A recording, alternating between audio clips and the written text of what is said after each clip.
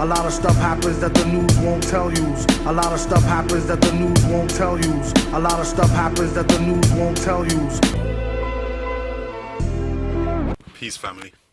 So I was browsing through the internet, as you do, and came across something that got my blood boiling. It's actually an amazing fact, and something I've come across before, but the way it was presented really opened my eyes. England is now the most densely populated country in Europe. We now have more people per square mile than China, Japan or India. Britain has an official population figure of almost 62 million, increasing at an unprecedented rate and putting an unsustainable strain on the fabric of the UK. We've heard a lot about how overpopulated the world is for a while now. There's too many people and not enough land or resources. There is, however, plenty of money. It's just that certain people want all the money for themselves. The evidence is now in. We now know for a fact there is definitely enough land for everybody. Literally every man, woman and child currently alive on the planet. So if you took everyone in the world and stood them side by side, it would cover a tiny part of California, which is the most populated state in the US. In fact, if you did that in the UK, it turns out you would cover Hertfordshire and a few surrounding counties. Some people may find themselves standing in lakes or rivers, but you get the idea. Now, that is everyone contained within an imaginary box of 1 square meter, which is not convenient for living in for almost anyone, but let's think about space using acres, as that's the usual measurement of land. But the thing is, people find it very hard to visualize land. I mean, how many people here know how big the United Kingdom is? The United Kingdom is about 60 million acres. And an acre is very, very roughly, depending on how you're measuring it, roughly the size of a football pitch. So our country is about 60 million football pitches. Wow. 60 million acres, almost. Imagine that. Okay, this is not intended to be a maths lesson, as that's definitely not my area of expertise, but if you're struggling to get your head around just how big that area actually is, try visualizing around 60% of a soccer pitch, or 75% of an American football field, or 16 tennis courts in a 4x4 formation. If that doesn't help, consider a car park large enough to contain 150 cars parked in a square. As you can tell, 1 acre is quite a decent size, but just so we all get a better idea of how much can fill an acre, according to the World Land Trust, an acre of rainforest contains up to 86 different species of tree, with the amphibians, birds, insects and mammals that depend on them. Now that is a lot. So, how much space do we dwell on in the UK? In terms of land use, this country can be divided really simply into 3. The first bit is urban, houses, bricks and mortar, and that includes factories and offices. And that is less than 10% of the island is covered in bricks and mortar.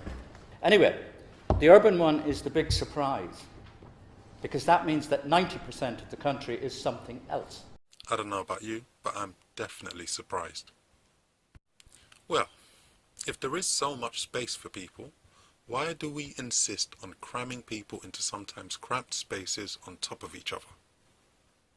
There are arguments that can be made for encouraging people to occupy more minimal spaces, as a smaller home requires less embodied energy to build, has lower heating and cooling needs fewer furnishings, takes less time to maintain and requires less work to fund.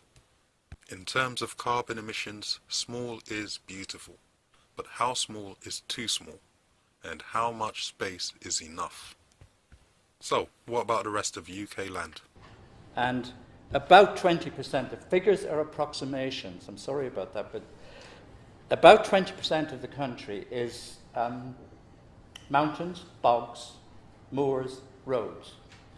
But 70% plus is agriculture. 70% of the United Kingdom is fields with cows and things in them. It should be stated at this point that not every part of the land is habitable. Of course! Of course! But of the part we can inhabit, does it really have to be so damn expensive? Some of these places we call homes are pretty much 4 walls and a roof, but you'd think each brick costs £100 or something. The other thing about houses is how much do they cost to build and how much do they cost to buy? The separation of the two is getting greater and greater and greater.